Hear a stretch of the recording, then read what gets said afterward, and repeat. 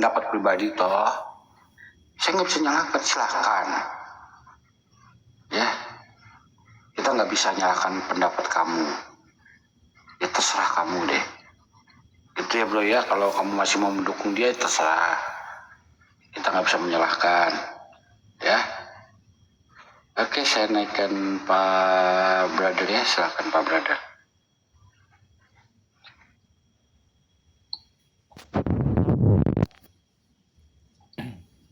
Itu kok lanjut. Silakan Pak Brother, silakan Pak Brother naik. Pak. Aduh. Nanggone nganu boru.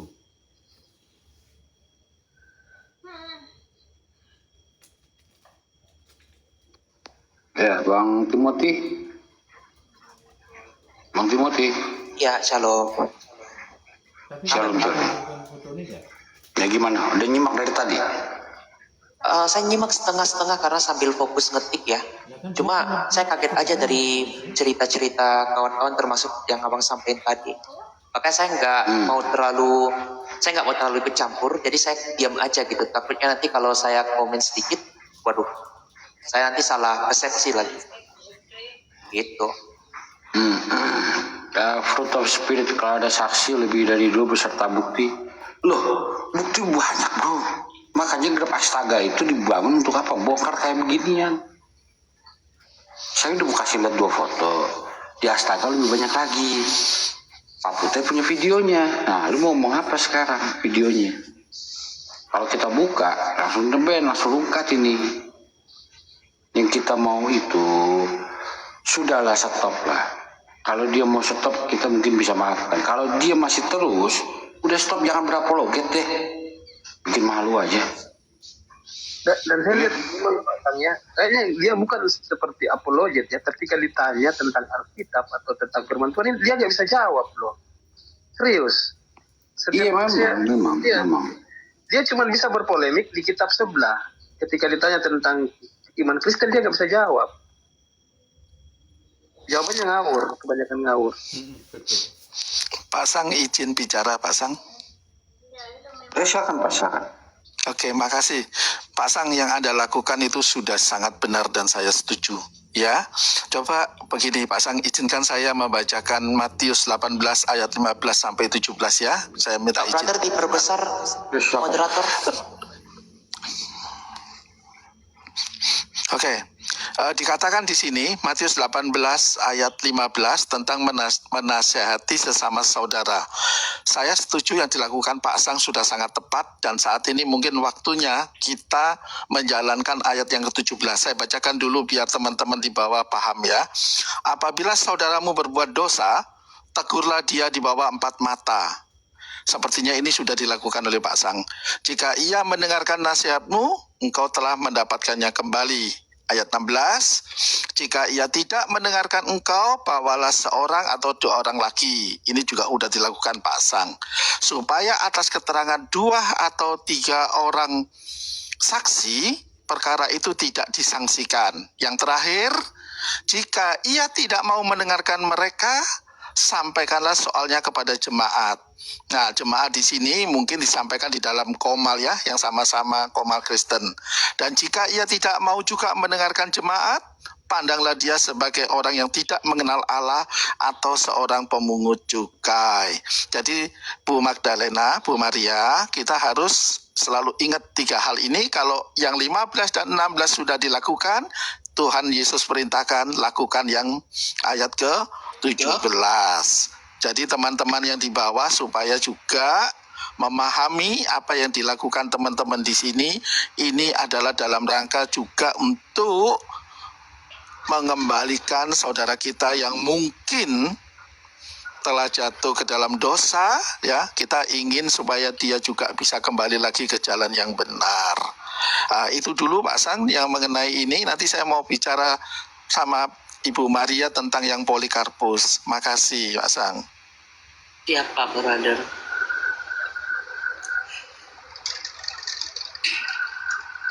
Sebenarnya ada satu orang yang cukup familiar namanya dan dia sudah cukup lama untuk berapologet di sini yang pernah bermasalah dengan Astaga. saya mendapatkan cerita dari saudara kita. Saya gimana ya? Saya ini dilema juga gitu nah. Karena calon yang bermasalah ini kan tidak di sini dan saksinya juga nggak di sini. Tapi saya kasih gambaran-gambaran ini aja lah ya, tanpa saya menyebutkan inisial. Jadi gini, saudara kita ini dia dalam situasi yang memang terpuruk sejak dia digeruduk di rumahnya. Dia dalam pelarian lah, saya bilang gitu. Mungkin tidak terekspos, tapi ada beberapa orang yang mengetahui posisi saudara kita ini. Kemudian dia ada keinginan, kerinduan untuk sekolah teologi ya. Mungkin karena dia linknya banyak dia, mungkin tapi untuk suatu komunitas untuk berdiskusi, sharing masalah dia mungkin dia minim ya. Jadi untuk dia mengeluh pun untuk ke beberapa orang mungkin dia malu.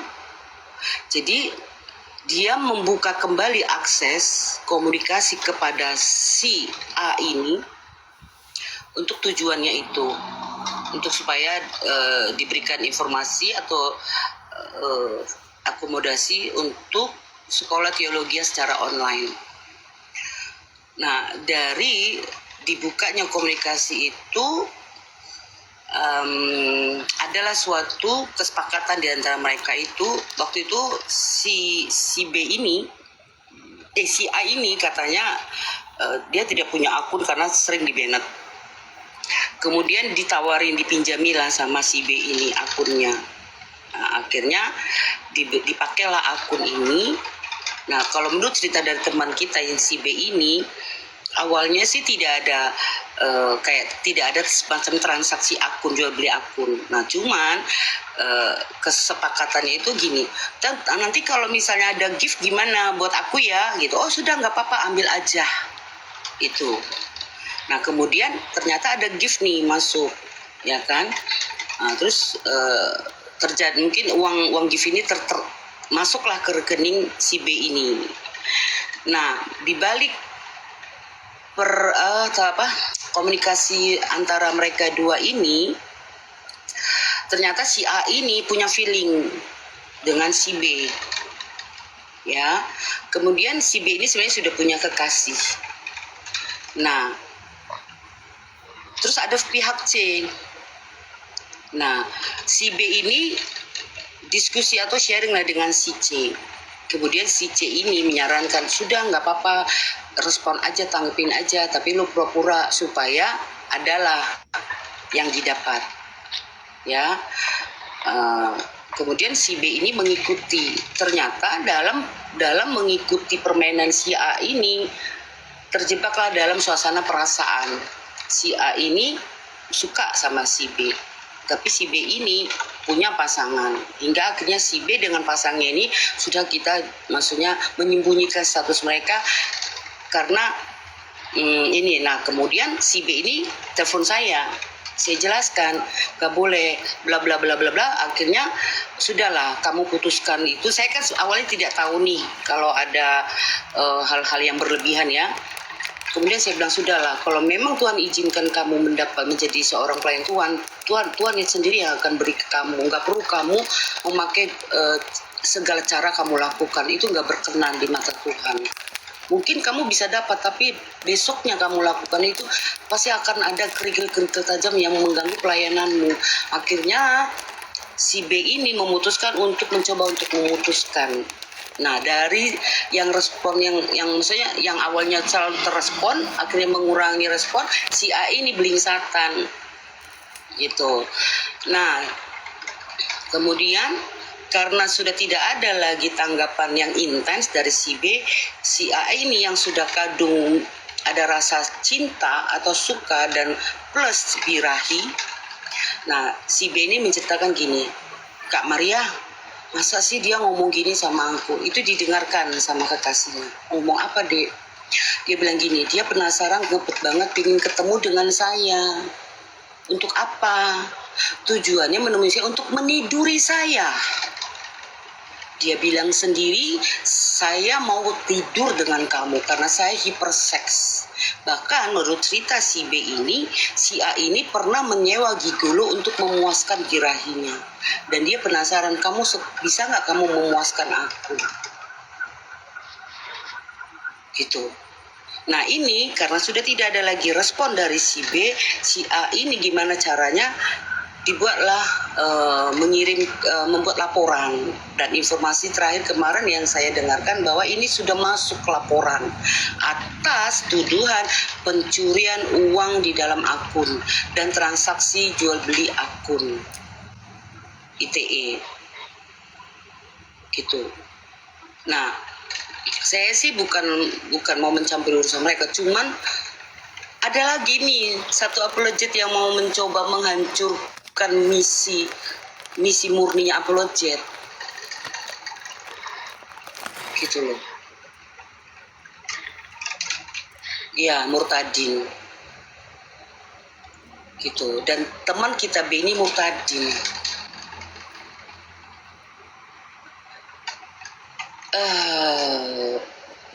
Di situ saya sempat syok memang, tapi saya langsung mengingatkan dia, apa yang kamu tabur itu yang kamu tuai. Kenapa kamu menghalalkan segala cara untuk ambisimu sampai kamu membuka celah kepada si ular.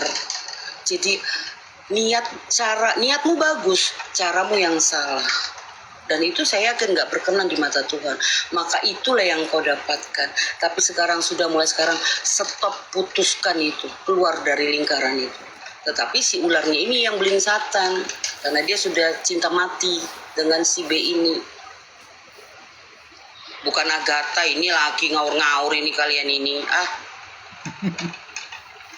Saya nggak menyebutkan nama ya, jadi kalian jangan berasumsi, oh si ini.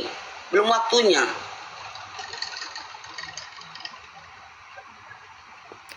Gitu. Saya terfokusnya ke si A ini. Saya rasa teman-teman sudah pasti tahu lah, tapi saya belum berani ini. Nah ini kadang-kadang saya belum berani. Serba salah kan kita untuk membuka suatu kasus. Gitu. Saya memang tidak ada bukti, tapi si B ini dengan kekasihnya sudah komunikasi langsung dengan saya, gitu ya. Jadi informasi saya ini langsung A1, bukan dari mulut ke mulut. Karena saya juga nggak suka mendengar berita dari mulut ke mulut. Ini langsung dari A1-nya.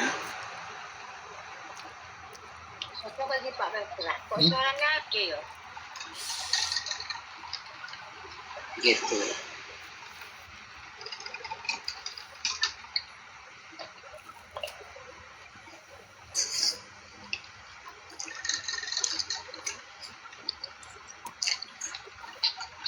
Oke, topiknya udah selesai ya. Oke. Gimana Pak Putih? Mau melanjutkan apa Pak Putih? Ada yang mau disampaikan lagi Pak Putih? Apa kita mau war? Pak, saya lagi makan sama teman-teman di sini. Lanjut dulu, dengar-dengar Pak. Oke. Pak Sang izin sebentar Pak San, tanya sama Bu Maria. Ya, Bu Maria, saya juga punya pengalaman itu dengan Polikarpus ya. Ya. Sekarang sudah menghilang itu nama Polikarpusnya. Saya Nama Pak, ganti nama apa? pasti ganti nama. Dia selalu ganti nama. Oke, kasusnya begini. Ya, tapi saya nggak mau ceritakan secara detail, sekilas aja.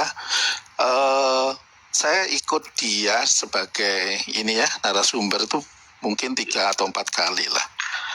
Karena membahas tentang ini poligami, cerai dan sebagainya, saya tertarik masuk. Nah setelah mungkin seminggu, tiba-tiba dia DM saya meminta nomor WA. Karena saya percaya, saya kasih nomor WA saya. Kemudian dia langsung telepon saya lewat WA detik itu juga, mengatakan saya perlu ini, sedang nyiapin untuk Alkitab. Oh ya enggak apa-apa, bagus, gitu kan. ya ini kurang berapa gitu, sedikit lah uangnya, seberapa. Oke. Nah, ya udah kasih ini aja. Saya nggak bisa lewat bank karena saya kan tidak di Indonesia. Kalau ada coba buka PayPal, buka apa yang saya bisa anukan. Jadi malam itu juga, di sini kan malam ya, sekitar jam 2 itu, dia langsung ngotot-ngotot gitu, minta, oh ini caranya gimana, terus berbicara. Terus saya kok nggak enak ya perasaan saya ya. Dia katanya sudah mengumpulkan 49, hanya kurang 1 juta atau berapa gitu. Saya kok merasa nggak enak, nggak damai itu. Terus akhirnya saya stop, nggak saya reply itu. Bukan masalah uangnya, tapi dia sangat menggebu-gebu. Kalau namanya charity, pasti kan tidak seperti orang nagih hutang kan. Betul nggak?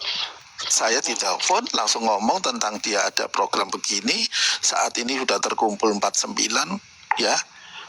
Oke, enggak masalah bagi saya. Cuman saya nggak bisa lewat bank to bank karena sulit saya kalau dari sini lewat bank to bank gitu. Karena kan saya nggak di Indonesia. Kalau bisa pakai ini Cash App atau PayPal. Nah, dia nggak ngerti tuh. Tapi tanya teman sebelahnya, kemudian menggebu-gebu, ya gini terus nelponin saya terus berkali-kali. Padahal di sini kan jam 2 pagi tuh. Setelah pagi saya lihat banyak miss call, saya nggak enak, saya blokir.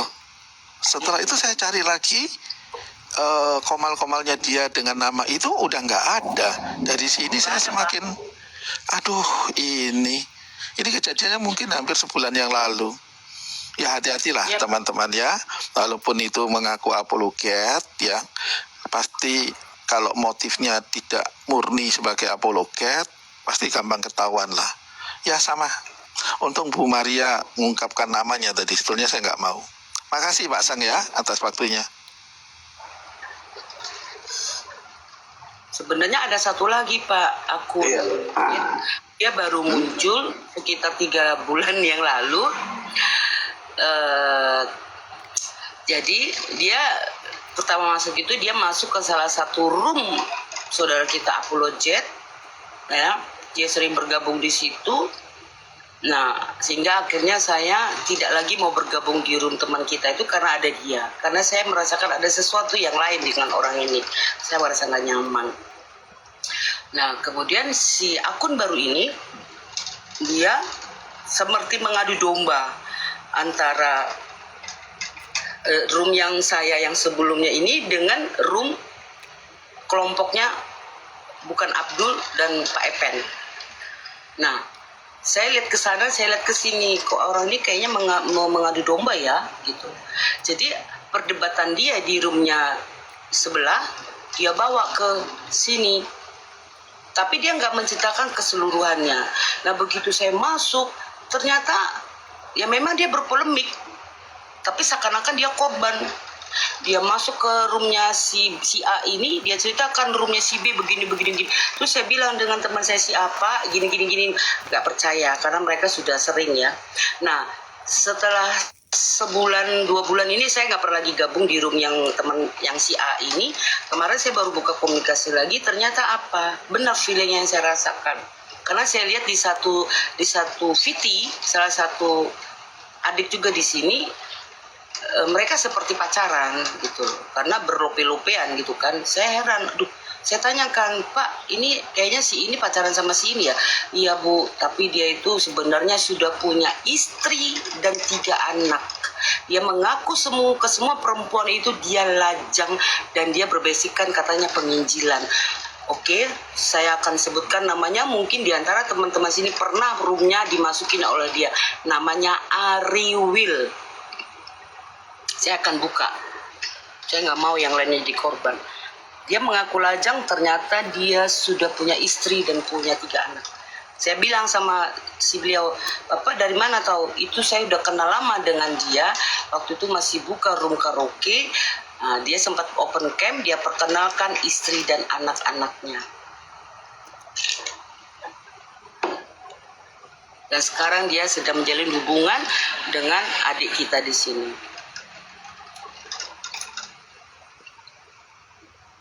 Kak famous memang karena dia baru sekitar bulan apa ya, bulan 10. Di bulan 10 itu dia baru muncul dengan menggunakan nama Ariwil, gambarnya itu gambar Raja Wali kayak. Sekarang dia udah jarang karena antara si A dengan si Ariwil ini sudah diblokir. Karena teman kita ini sudah membongkar jati dia, kemudian dia memblokir ini, jadi sudah nggak pernah lagi. Tapi sekali-sekali dia ada, dia orang Nias tuh.